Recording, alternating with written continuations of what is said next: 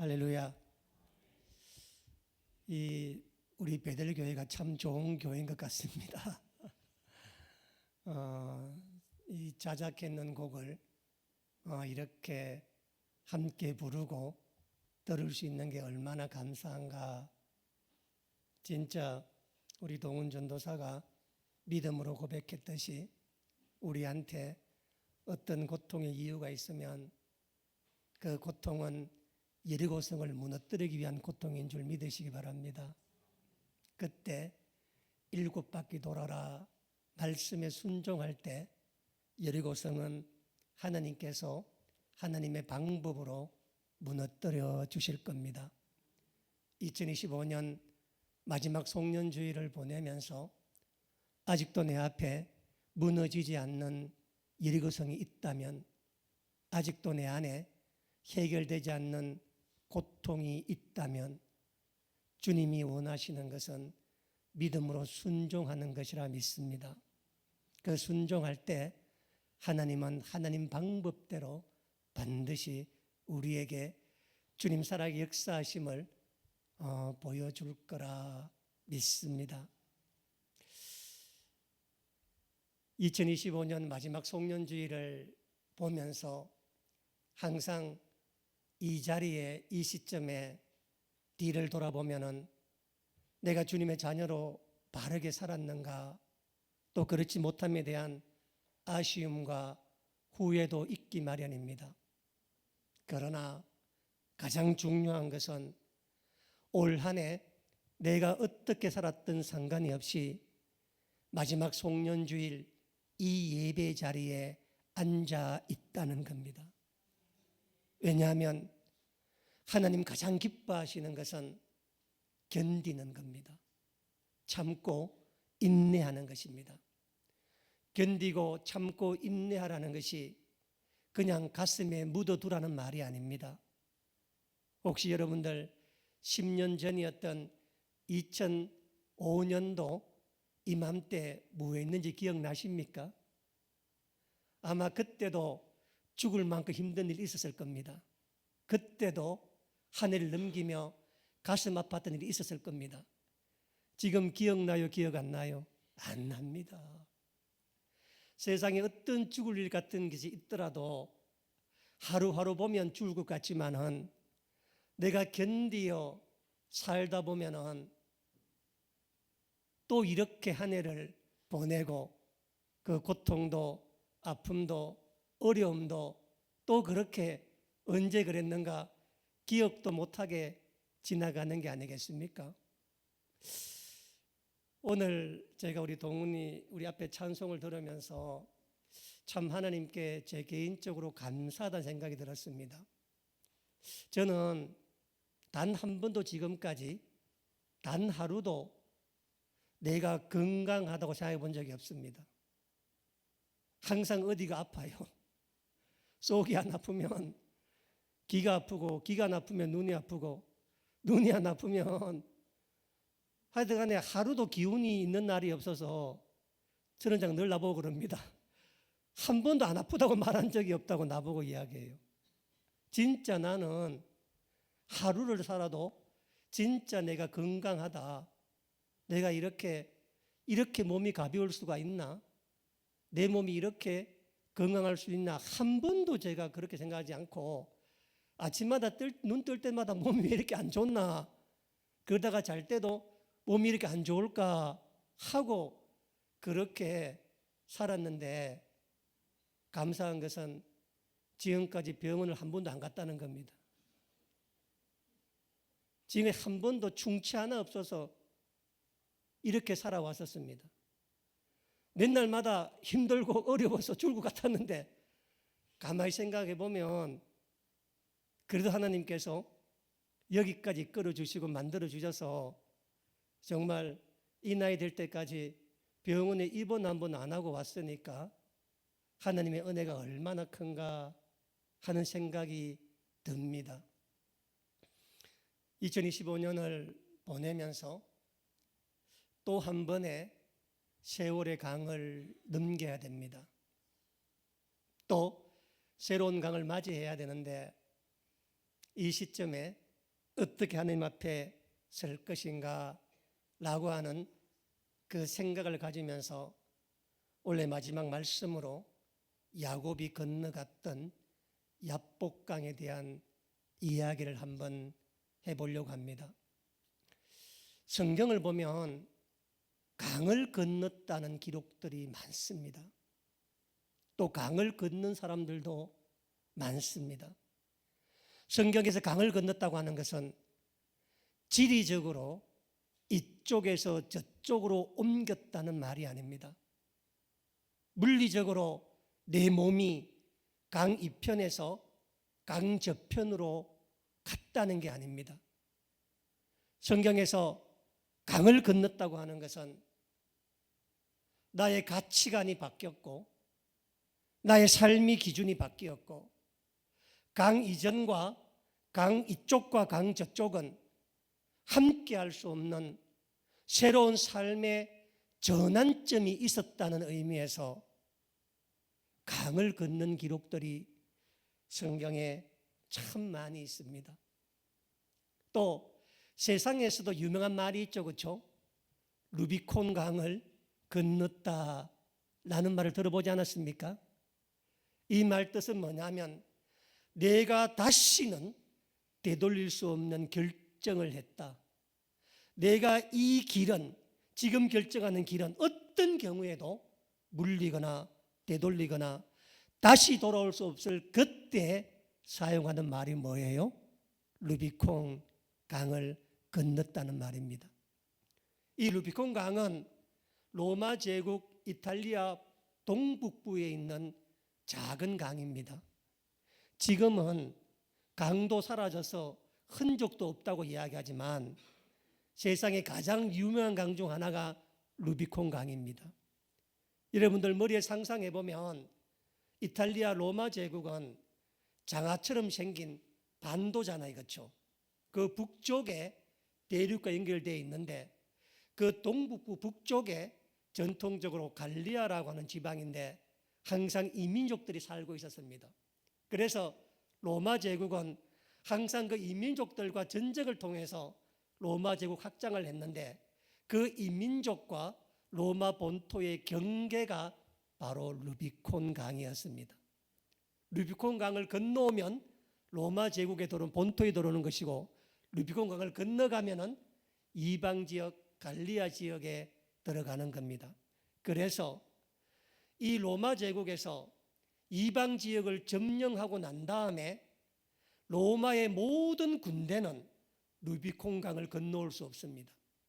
루비콘 강 건너 본토에는 로마 황제 친위 부대만 있고 나머지 모든 부대는 루비콘 강 건너편에 있어야 되고 또 장군도 로마 제국 들어올 때는 완전 무장 해제를 당하고 홀로 루비콘 강을 건너와야 됩니다. 그래서 이 루비콘 강을 건넜다 만약 장군이 무장을 한 채로 장군이 군대를 거느리고 루비콘 강을 건넜다라고 하는 이 말은 하나뿐입니다. 지금 내가 죽든지 황제가 죽든지 둘 중 하나가 죽지 않으면 안 되는 영모요 반역이요 새로운 시대이기 때문에 이 장군이 루비콘 강을 건넌다라고 하는 것은 다시는 돌이킬 수 없는 일이 어떤 새로운 게 변화진다. 그래서 율리우스 시저라는 사람이 기원전에 4세기인가요? 그때 넘으면서 그 말 던졌습니다. 루비콘 강을 건넜다 라고 하면서 또 유명한 말 했어요. 주사위는 던져졌다.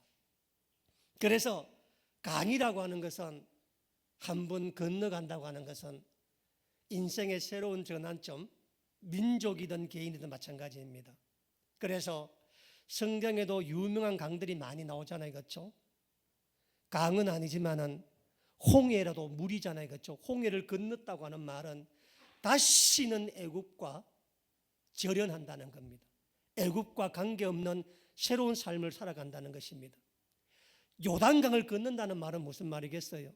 가나안 시대가 열려진다는 겁니다. 그 이전 광야 시대하고는 전혀 다른 차원의 새로운 세대. 그래서 하나님께서는 성경에 강을 건널 때마다 새로운 역사가 일어납니다. 엘리야와 엘리사가 함께 요단강을 건너감으로 말미암아 엘리사의 시대가 도래하는 거 아니겠습니까? 그런 점에서 성경에서 강을 건넌다는 것, 새로운 시대가 우리에게 온다는 것입니다. 사랑하는 성도 여러분, 성경에서 강을 건넌 사람들이 많이 있고 매우 중요할 때마다 강을 건넜지만 성경 전체에서 하나님의 구원사와 하나님의 세상 통치하심을 바라볼 때 가장 중요하게 강을 건넌 사람이 두 사람이 있습니다. 첫 번째는 아브라함입니다. 아브라함은 유프라테스 강을 건넌 사람입니다. 두 번째가 오늘 본문 야곱입니다. 야곱은 야복강을 건넌 사람입니다. 홍해를 건넌 것도 매우 중요한 일이고 가나안을 가기 위해서 요단을 건넌 것도 매우 중요한 강을 건넌 거지만 그런 강을 건넌 건 비교도 안 되게 신학적으로 신앙적으로 중요하게 강을 건넌 사람이 아브라함과 야곱입니다. 오늘 송년주를 맞이하면서 우리 역시 올 한 해 2025년의 강을 건너 새로운 강을 시간의 강을 넘어가기 위해서 반드시 이 두 사람의 강에 건넌 의미가 무엇인지를 꼭 기억하시기 바랍니다. 신구약 성경 전체에서 첫 번째로 강을 건넜다고 기록되어 있는 사람이 아브라함입니다. 꼭 기억해 놓으세요.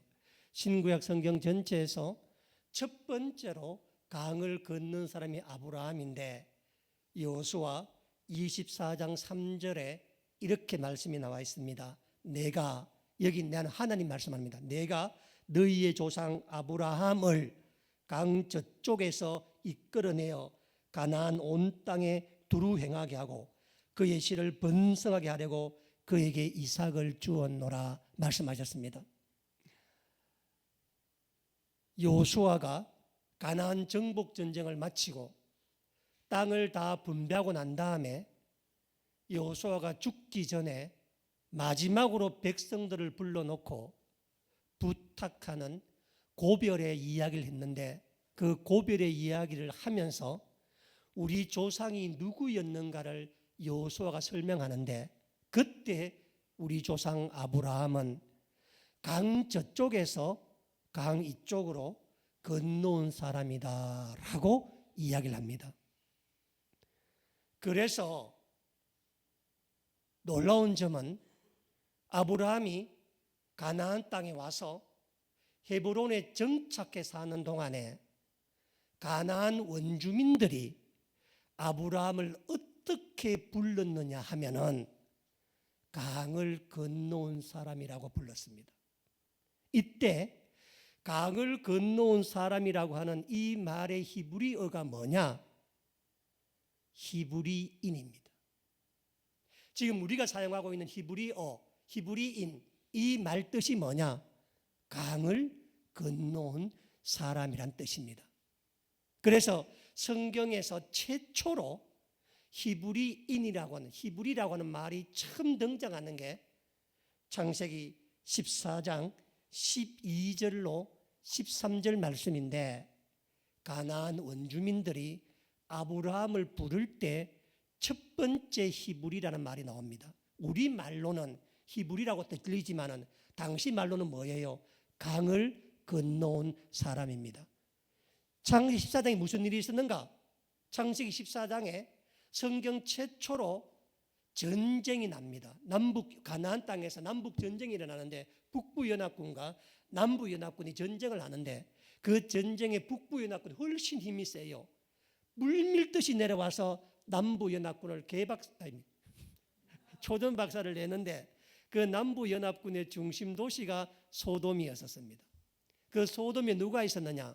아브라함의 조카 롯이 있었잖아요, 그렇죠? 그래서 소돔을 박살을 내고 전부 포로로 다 데리고 갔는데 그때 포로로 끌려가다가 도망쳐 나온 사람이 하는 말입니다. 들어보시기 바랍니다. 창세기 14장 13절에 소돔에 거주하는 아브라함의 조카 롯도 사로잡고 그 재물까지 노력하여 갔더라. 도망한 자가 와서 히브리 사람 아브라함에게 알리니. 이게 성경에 처음 등장하는 히브리입니다. 그러니까 그 가나안 땅에 살던 원주민들은 아브라함을 무슨 민족, 무슨 혈통 그렇게 부른 것이 아니라 강을 건너온 사람, 히브리 사람. 그러니까 우리말로는 강을 히브리라고 들리지만은 그때는 그냥 자기 아들끼리 뭐예요? 강을 건너온 사람 아브라함 이렇게 부르는 겁니다. 강을 건너왔다는 말은 뭐냐면 내가 강을 건너와도 가나안의 문화에 함께 동료되어 살면 우리 동네 사람이죠, 그렇죠? 그런데 가나안 땅에서 강을 건너온 이때가 한 10년쯤 될 때였거든요. 헤브론이 와 살았는지가. 그때도 불구하고 아브라함은 전혀 가나안 땅과 동화되지 않는 하나님만을 섬기는 누구도 아무도 모르는 아브라함 하나님만 섬기는 자기의 신앙과 자기의 정통성과 자기의 삶의 길을 유지하니 그 가나안 원주민들이 아브라함을 강을 건너온 사람 히브리인이다 이렇게 불렀다는 겁니다. 그래서 인류 역사에서 첫 번째 하나님을 믿었던 첫 번째 히브리인은 아브라함입니다. 그는 강을 건너온 사람입니다. 그런데 이 하나님의 첫 번째 백성으로 삼았던 히브리인의 특징이 뭐냐면 이 히브리인은 내가 태어날 때부터 자동적으로 히브리인이 되는 게 아닙니다. 그래서 첫 번째 히브리인이었던 아브라함의 아들이 모두 몇 명인지 아세요? 아브라함의 아들이? 여러분들 이삭과 이스마엘만 기억하죠?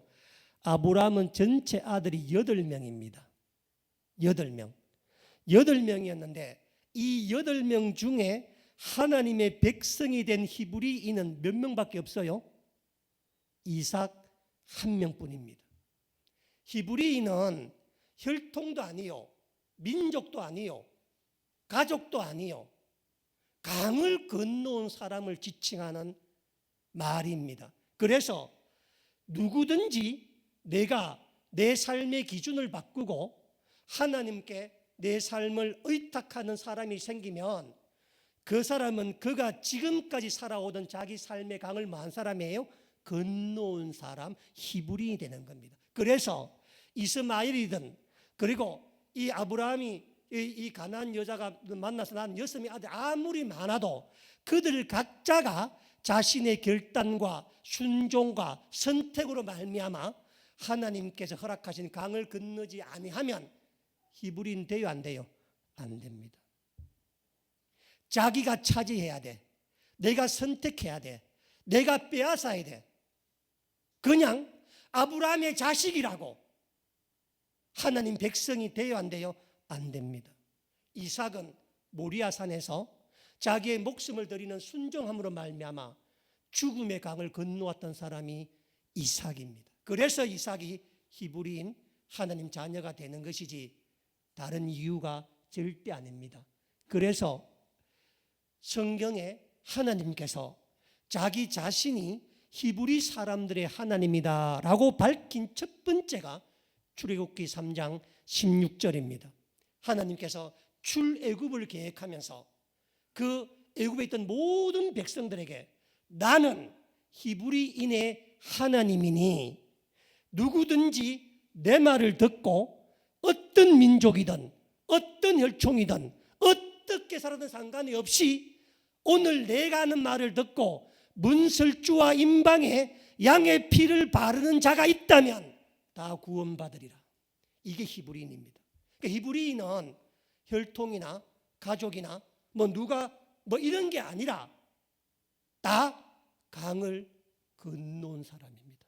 그래서 허다한 잡족들이 함께 출애굽했던 이유가 뭐냐면 그때 하나님은 히브리 하나님이었기 때문에 누구든지 그 말씀에 순종하면은 주님의 자녀가 되고 아무리 아브라함의 자식이라도 말씀에 순종하여 결단하는 자기 선택이 없으면은 버림을 받게 되는 역사입니다. 그래서 첫 번째 인류 역사에서 하나님께서 구원사를 펼치면서 자기의 그 백성을 삼았던 이름이 뭐라고요? 히브리인인데 그 뜻이 뭐라고? 강을 건너온 사람. 첫 번째 강을 건넌 사람이 누구라고? 아브라함. 아브라함이 하란에 살다가 유프라데스 강을 건너옴으로 이 땅에 하나님의 백성인 히브리인이라고 하는 이 용어가 생기게 된 겁니다. 두 번째 강을 건넌 사람, 사실은 아브라함보다 훨씬 더 중요해요. 이 사람이 오늘 본문의 야곱입니다. 야곱이 건넜던 강은 무슨 강이라고요? 야복강입니다. 지금 야곱은, 잘 보세요, 야곱은 20년 만에 자기 고향으로 돌아오는데 20년 전보다 상황이 더 어려워요. 20년 전에 장자권 때문에 형과 다툴 때, 형이 자기를 죽이려고 할 때 그때 무조건 동쪽으로만 도망가면 살 수 있었습니다. 동쪽으로 도망을 가면. 그래서 동쪽 하란으로 도망을 가서 20년을 살았는데 20년 만에 다시 원래 고향 가나안 땅으로 돌아오는데 지금 가나안 땅 입구인 야복강 앞에 서 있는데 지금 야곱은 동쪽으로도 갈 수가 없고 서쪽으로도 갈 수 없는 형편이 되었습니다. 왜냐하면 동쪽에는 며칠 전에 야반 도주했던 자기 장인이자 외삼촌이었던 라반이 있었고 서쪽 가나안 땅에는 400명 되는 군대를 이끌고 에서가 오기 때문이었습니다. 이때 야곱의 나이가 97살이었습니다. 이 나이에 아들이 11명이요, 아내가 4명이요, 딸이 하나요, 노비와 은금과 양떼와 낙타와 나귀가 그렇게 많은 큰 부자였는데 야곱은 강 하나를 건너지 못하고 있습니다. 이 강을 건너야 가나안 땅인데 이 강을 건너자니 형이 군사를 이끌고 오고 이 강을 건너 다시 동쪽으로 가자니 야반 도주했던 라반이 기다리고 있고 자기 인생 처음 이 야복강 앞에서 오도 가도 못하고 멈추어 서버린 야곱이었습니다. 야곱 인생에 이렇게 오도 가도 못하고 멈추어 선 경우는 여기뿐이었습니다. 여기서 오늘 24절 말씀에 보면은 홀로 남았더니 가축들 다 그 야복강 건너 보냈습니다. 보내고 난 다음에 자기는 건너지도 못하고 홀로 그 밤에 앉아 있었는데 그날 야곱이 그의 생애에 성경에서 최초로 하나님과 씨름하는 일을 하잖아요. 그렇죠? 그러면서 26절에 보면은 나를 축복해 달라. 나를 축복해 주지 않으면 나는 가지 않겠다. 그래서 28절에 이 야복강에서 하나님 야곱을 축복하시는데 잘 들어보세요. 그가 이르되 내 이름을 다시는 뭐라고요? 야곱이라 부를 것이 아니라 뭐라 불러라? 이스라엘이라. 자, 이때부터 히브리인이라고 하는 말이 사라집니다. 자, 잘 보세요. 지금 우리가 유대인을 히브리인이라고 부르는 사람이 있어 없어?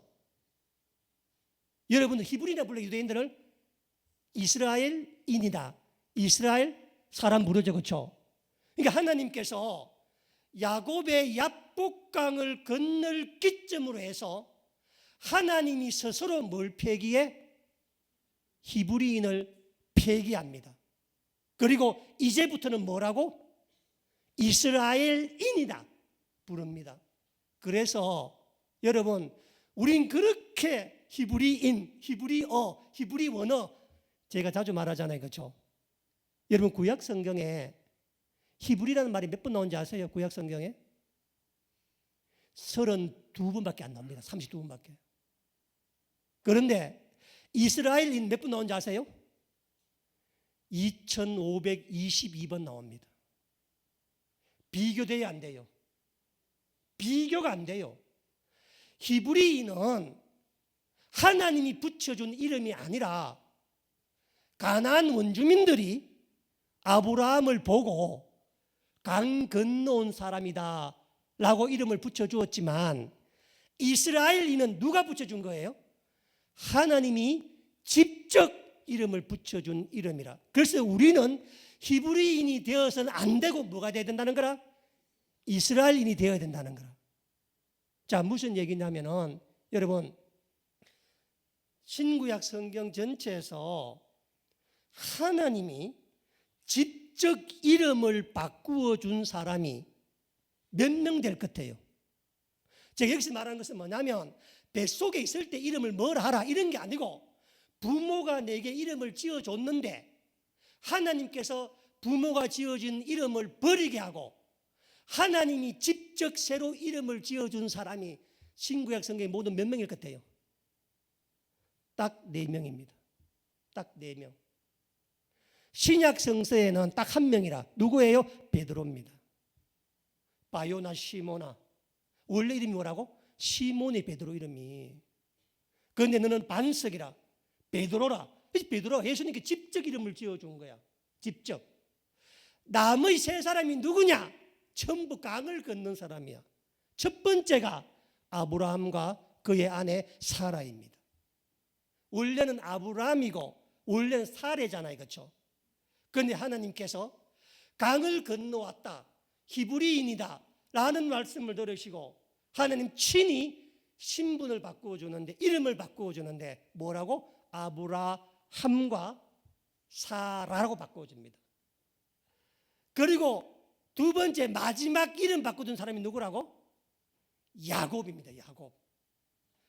원래 이삭이 지어준 이름이 야곱이잖아요, 그렇죠? 하나님은 히브리인이었던 이삭이 지어준 이름 야곱을 이스라엘인이라 바꿔줍니다. 자, 그러면 이 히브리인과 이스라엘인, 이 사라 이름의 차이가 뭔가? 이 이스라엘이라는 이름 속에는 하나님의 구원사의 가장 큰 변화를 맞는 이름입니다. 이 이름 속에는 하나님의 우리를 향한 사랑과 은혜와 뭐라 그럴까요? 한없는 자비하심이 담겨 있는 이름입니다. 제가 그랬죠. 히브리는 어떻게 히브리인 된다고? 내가 내 믿음과 내 결단과 내 순종을 해야만 히브리인이 됩니다. 아브라함의 자녀 가운데 이삭만 되었잖아요, 그렇죠? 그래서 이삭의 아들이 몇이에요? 2이잖아요, 그렇죠? 이삭의 아들 에서는 장자입니다. 즉 장자입니다. 자기 본체에서는 장자입니다. 그런데 왜 못 돼, 에서가? 왜냐하면 야곱이 온갖 방법을 동원해서 뭐 한 거예요? 자기가 선택한 거야. 자기가 결단한 거야. 내가 빼앗은 거야. 히브리는 뭐냐면은 좌우지간에 내가 뭘 하든 간에 내가 정치를 해야 돼. 내가 선택해야 돼. 핏줄이라고, 한 집의 쌍둥이라고 해결이 안 됩니다. 그래서 아브라함 때부터 시작해서 야곱까지 가장 중요한 싸움이 뭐냐면은 누가 장자냐, 누가 상속자냐, 누가 이 땅을 차지하느냐, 그것 때문에 싸우잖아요, 그렇죠? 히브리인으로서의 족장의 장자권을 받는 게 족장이잖아요. 그런데 야곱을 통해 야복강을 건너 이스라엘이 되면서부터 이 장자권, 히브리인의 전통이 다 사라집니다. 왜냐하면 야곱 이전에는 항상 한 집에 누구만 해? 한 사람만. 아들 아무리 많아, 자식 아무리 많으면 안 돼. 그런데 야곱 때 오면은 한 사람이 아니라 얼마 돼? 12아들로 갑니다. 여러분, 야곱 이야기에서 서로 장자권을 싸우고 야곱 이야기에서 무슨 장자를 다투 안 다투? 안 다툽니다. 하갈이 이스마엘을 놓고도 왜 이스마엘이 장자가 안 되었어요? 하갈이 본처가 아니고 후처이기 때문입니다. 그러나 야곱은 후처가 몇 명이에요? 2이나 있어. 본처가 2명이고. 그런데 이 12명 전부 다 상속받아 안 받아? 다 받습니다. 심지어 히브리인들은, 아브라함의 아들들은 자기가 믿음을 보이고 주님 앞에 최선을 다하여 살 때 하나님 그를 선택해서 백성 삼아. 그런데 야곱의 자식들로부터는 무조건 야곱의 핏줄이면 구원받아 백성이 돼. 심지어 야곱의 10아들이 요셉을 파는 상상시도 못할 제약을 저지르고, 야곱의 장자 루벤이 자기의 작은 어머니 빌하를, 자기 아버지의 첩이잖아요, 우처잖아요, 빌하를 강간을 해는 이런 상상치도 못할 애들 해도 12지파 돼 안 돼? 다 됩니다. 여호수아 땅 분몇 안 받아? 다 받습니다.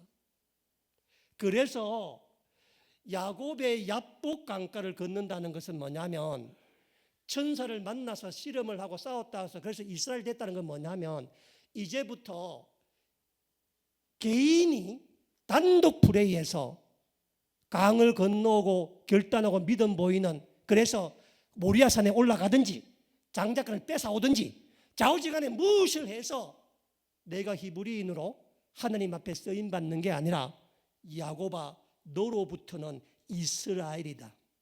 너는 이제 민족이요 나라요, 이 민족에 너에 속한 모든 씨앗은 내가 따라합시다, 묻지도 따지지도 않고 구원하리라.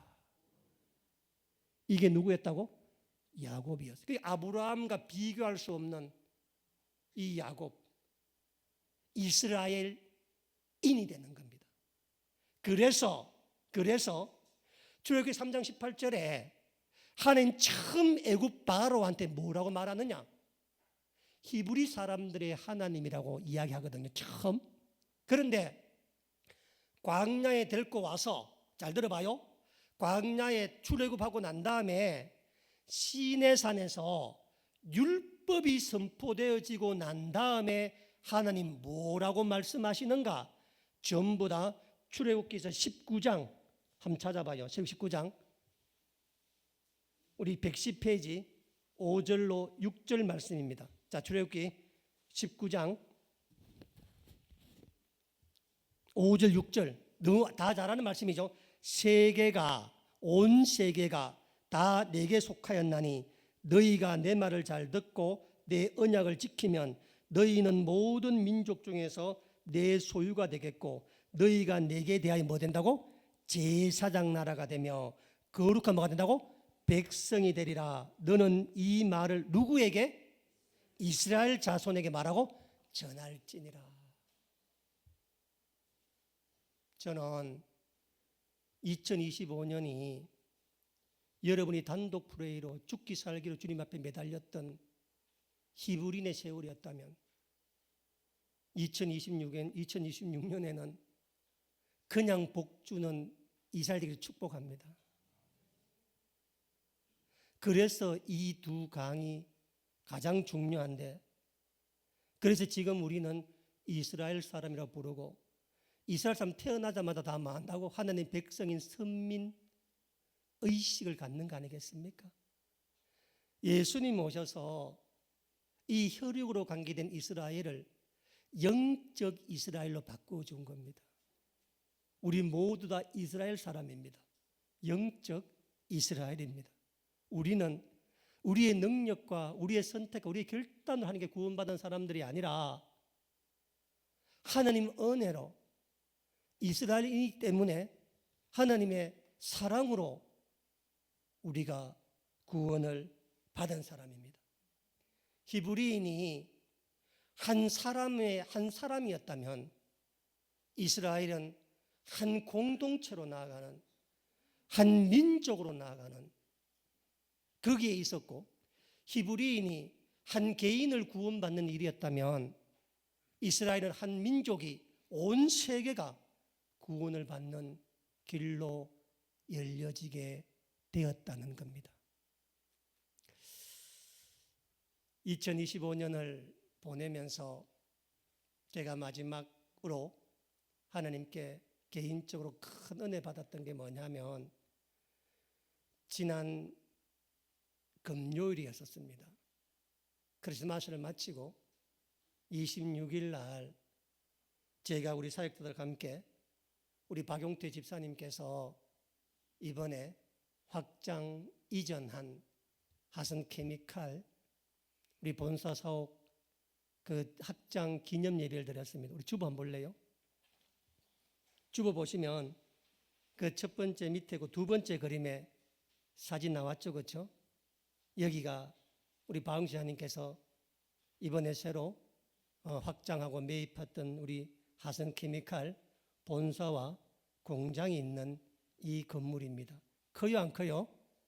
아이, 크죠. 실제로 보면 더 큽니다. 사진이 잘 안 나온 것 같아, 내가 보니까. 자, 근데 갔다 왔는데 제가 이번에 두 번 제가 신방을 갔다 왔습니다.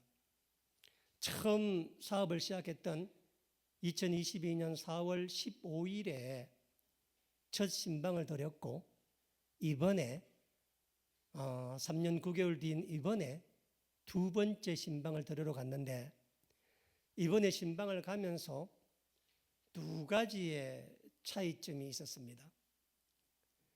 2022년 4월 15일 날 그때 첫 개업하고 첫 신방을 갔을 때는 그때는 우리 박용사님 큰 막 사업하는 시작이라 그 사무실도 임대였고 공장 창고도 임대였었습니다. 우리 박 집사님 무슨 사업한다고 해서 갔더니 저는 처음에 무슨 공장에서 예배 들 줄 알았다고 나는. 그런데 갔더니 조그마한 오피스텔 사무실에서 첫 예배를 드렸습니다. 그 오피스텔이 그 자그만했는데 이 다락이 있어요. 다락이 가보면 이 오피스텔이 지붕이 좀 더 다락이 있는데 1층에는 그 하성케미칼 사무실로 쓰고 2층 다락 들어가면 사람 얼굴 사람 못 씁니다. 그 다락방에는 가보니까 박용사님의 그 침대가 있는 거라. 거기서 자고 내려와서 밑에 직원들과 함께 하는 그런 사무실을 했었습니다.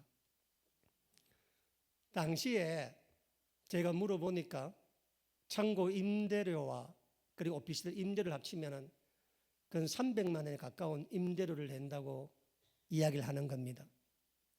그래서 그때도 기도했습니다. 하나님, 임대료 아깝잖아요, 그렇죠? 다 날아가는 거잖아요, 그렇죠? 그래서 300만 원이면 차라리 은행 대출 받아서 땅을 사고 그 이자를 300만 원 내면은 세월점 땅이라도 되는 땅이라도 남는데 그냥 300만 원씩 매달 내고 나면은 아무것도 없어지는 거잖아요. 그래서 그때부터 천원장이나 제가 어쨌든 박사도 마찬가지였습니다. 땅을 매입해서 땅을 하자. 그래서 거기에 하자. 그래서 그거 놓고 3년 몇 개월을 9개월을 기도했지 않습니까? 기도했는데 지난 8월 27일 날 이 땅과 건물을 계약을 했었습니다. 여기 보이지만 이 땅이 몇 평이냐? 제가 등기상 장부를 보니까 559평입니다. 굉장히 큽니다. 559평인데 땅이 너무 잘생겼어요. 뭐 이렇게 삐뚤삐뚤한 게 아니라 흩은 땅 하나 없이 딱 맞게 진짜 땅이 너무 잘생겼는데 땅을 559평을 양산에 샀습니다. 양산 통도사에서 통도사 톨게이트에서 5분 만에 도착할 수 있는 거리에 있는데 왕복 4차선 큰 도로 거기서 이제 뭐 부산 일 가는 도로겠죠. 부산 일 가는 그 큰 도로 메인 도로 바로 옆에 있습니다. 땅이 559평이고 건평이 몇 평이냐? 127.5평입니다. 그래서 그 가보면은 건물 공장 창고 1층 바닥 면적이 100평쯤 되고 2층 사무실이 있거든요. 2층 사무실이 아마 27.5평 같아요. 그래서 제가 보니까 건평이 127.5평이더라고요. 그러니까. 제가 무엇을 말하려고 하냐면 우리 박 집사님이 사업을 시작했을 때가 코로나가 끝날 즈음이었습니다. 전부 다 어렵다 힘들다 할 때 시작했습니다. 금리가 오르고 물가가 인상되고 얼마나 힘들었습니까? 전부 다 죽는다고 다 하는 이때에 그때 사업을 시작했는데 하나님의 은혜로 그때부터 지금까지 우리 박 집사님의 하성케미칼이 승승장구하고 있습니다. 남들은 다 어려워도 힘들다 해도 제가 물어봤거든요. 지금까지 집사님 어떻습니까? 단 한 번도 어렵다는 말을 하지 않습니다. 하나님 도우심으로 잘하고 있습니다. 잘하고 있습니다. 그래서 3년 9개월 전에 임대창구에서 그리고 사무실 오피스텔 몇 층인지 모르겠어요. 높은 층에 그 위에 그 사무실에서 자기 숙소와 함께 겸해서 하던 그 사무실에서 박 집사님 기도하며 하나님 앞에 최선을 다했는데 3년 수개월 만에 본사 건물을 만든 겁니다. 그래서 내가 그래서 이번에 여기가 바로 본사다. 본사 사옥이다. 하나님께서 만들어준 겁니다.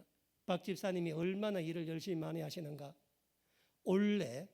올해가 진짜 힘든 해였잖아요. 올해가 우리나라 경제로 지금도 힘들지만 올해 코롱에 있는 모든 영업지점 가운데 판매 1위를 달성을 해서 회사로부터 상을 받았습니다. 상을. 처음 박 집사님이 사업을 시작할 때 회사 이름을 정해달라고 부탁을 하셨습니다. 그때 천원장이 지어준 이름이 하선입니다. 하선은 뭐냐? 하나님의 선물입니다. 성경에서 하나님의 선물은 헬라어로 카리스마를 이야기합니다. 그 선물을 신약 성서에서는 은사로 번역해 놨습니다. 이곳은 하나님의 능력과 은사로 일을 하는 곳이다. 사람의 힘으로 일하는 것이 아니다.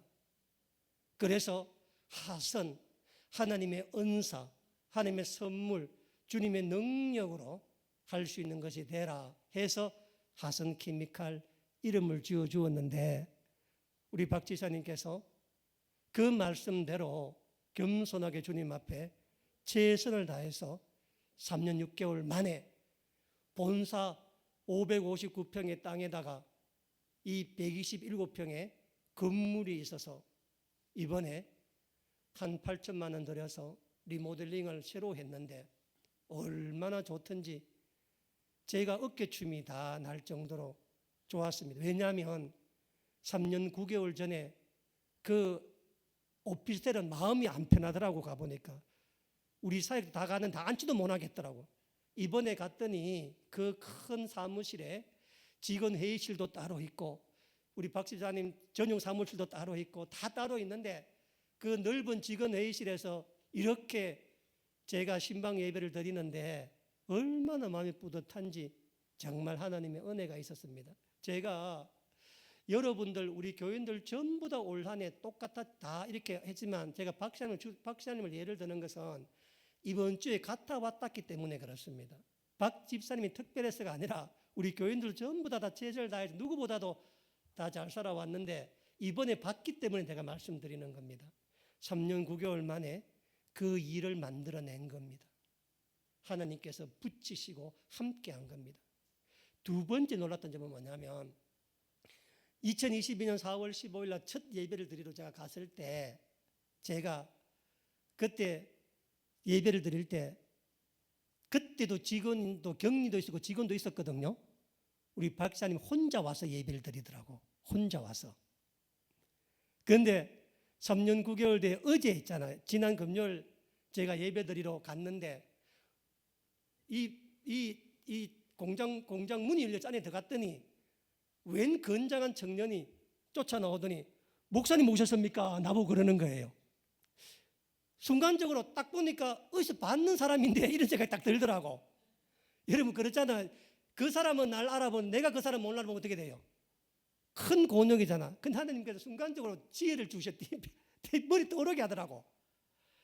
지난 11월 달에 우리 박 집사님께서 우리 여기 칠곡 경찰서 알죠? 칠곡 경찰서 가다 보면 칠곡 경찰서 위에 보면 삼보플라틱이라는 회사가 있습니다. 간판 크게 그려놔서 그 회사랑 우리 박 시장님이 새로 거래처를 텄습니다. 여기에 새로 거래처를 터서 사장 이제 박 시장님 사장님과 사장하고 그쪽 사장하고 인사하러 온다고. 그래서 여기 이제 앞으로 우리 직원이 물건 갖다 줄 직원이 이 담당 직원입니다라고 소개하려고 직원 2명과 함께 여기를 왔는데 점심 먹고 사장님하고 약속이 돼 있어서 우리 박 시장님이 직원 2명하고 점심 먹고 난 다음에 어디 커피숍 가다가 아이고 내가 다니는 교회에 있는데 가자 해서 2명과 함께 왔었습니다. 그때 본 사람이라. 그때 내가 그 처음에는 목사님 오셨습니까? 라고 인사하는데 잘 모르겠더라고 처음에는. 근데 내가 딱 가보니까 내가 아이고 잘 있었죠 내가 이렇게 했거든요. 그래서 예배를 드리는데 그 전과장 과장입니다. 그분이 그 과장님이 우리 박사님 옆에 딱 앉는 거라. 제가 원래 신방 예배 드릴 때 항상 앉아 드리거든요. 신방 예배니까. 그날 일어선 이유가 뭐냐면 그 전과장 때문입니다. 이 하성케미칼 3년 9개월 만에 예배를 드리는데 처음에는 박사님 혼자 와가지고 드리다가 이제 한 사람이 와서 같이 예배를 드린 겁니다. 제가 물어봤어요. 박사님 마치고 난 다음에 집사님 저 과장님 교회 다니시죠? 교회 안 다닌대요. 그 박사님 그랬대요. 믿음은 다르니까 네 참석 안 해도 된다. 안 해도 된다. 라고 이야기했는데 그 정 과장님이 자발적으로 와서 예배에 참여한 겁니다. 3년 9개월 전에는 우리 박사님 혼자 히브리인이었습니다. 혼자서 근데 결정하고 혼자서 북치고 장구치고 하나님 찾았는데 3년 9개월 만에 본사 사옥 확장 예배를 드리는데 옆에 누가 앉아 있는 거예요. 직원 하나가. 제 마음이 든든했었습니다. 그렇다면 앞으로 3년 뒤에 더 큰 확장을 할 때 어떤 일이 있겠습니까? 이제는 이스라엘입니다. 이제는 홀로 하는 게 아니라 홀로 하는 것은 한 사람밖에 없어. 늘 자기 혼자 하잖아. 죽기 살기로 하잖아. 이제는 뭐예요? 이스라엘, 이 하선, 이 케미칼, 이 일이 정말 하나님의 은사와 하나님의 능력과 하나님의 선물로 주님 앞에 쓰임 받게 될 때 이제 박 지사님 혼자 뛰는 시대는 끝이 났다. 이제 누구랑? 직원들과 함께 이스라엘이 영적 이스라엘을 만들어서 주님 진짜 주님 주신 기업으로 몇 년 지나지 않으면 여러분 잘 아는 김호성 쌤도 올 거예요 아마. 주님이 사람을 붙이고 만들어 갑니다. 그래서 더 큰 사업을 하기 위해서 더 큰 건물이 필요했는데 더 큰 직원이 필요했는데 하나님께서 역사하셨고 이번에 우리 박사님께서 올해 말의 기점으로 해서 그 부산 지역의 쪽에서 하는 또 영업점 하나를 인수하게 되었습니다. 그러니까 점점점 확장해 나가서 갖고 있는 역사가 있는 겁니다. 그래서 갔다 오면서 3년 9개월 만에 이렇게 큰 역사 하셨는데 앞으로 3년 지나서 진짜 하나님 얼마나 크게 하실까? 제가 방금 말씀드렸지만 이번 주에 박 집사님을 갔다 왔기 때문에 이야기하는 겁니다. 여기에 있는 우리 모든 성도들이 전부 다 박사님처럼 올 한 해 믿음으로 섰던 한 해였습니다. 여러분 강을 건넙시다. 주님 건너라면 건너야 됩니다. 그때 하나님 형편 좀 나아지면요 시간을 좀 더 주세요. 나중에 아닙니다. 요단강에서 제사장들에게 강으로 뛰어들라 했을 때 뛰어들어야 합니다. 왜냐하면 하나님이 말씀하시면 주님께서 대책을 갖고 있습니다. 강을 건너기 전에는 내가 내 인생 계획하고 내가 내 삶을 주인이고 내가 모든 거 하지만 강 저편에는 이끄시는 하나님이 있습니다. 함께 하신 하나님이 있습니다. 물론 강 저편에 건너갔다고 해서 또 다른 강이 없지는 않습니다. 또 시험과 어려움이 있습니다. 그러나 한번 강을 건너갔던 사람은 염려할 필요가 없습니다. 하나님께서 그 강 가운데서 우리를 인도하시기 때문입니다. 절대 강 앞에서 2026년 이 강 앞에서 멈추지 마시고 머뭇거리지 마시고 온전히 넘어감으로 말미암아서 우리 모두 이제는 내 혼자 살아가는 히브리인이 아닙니다. 그래서 제가 내년 우리 교회 목표에 갖고 있는 게 뭐냐면, 제가 한 번도 지금까지 우리 교인들에게 전도하란 말 하지 않았습니다. 하나님께. 그 내년 한 해는 진짜 내 가족이라 데리고 와야 되겠다. 안 나오는 가족이라도 안 하는 게 해야 되겠다. 그 기도로 한 번 써서 이제 내가 히브리이 아니라 이스라엘인으로 가야만 하나님께서 우리 자손 대대로 주님의 자녀 삼아 복을 주실 것입니다. 그 복을 누리는 우리 모두가 되시기를 바랍니다.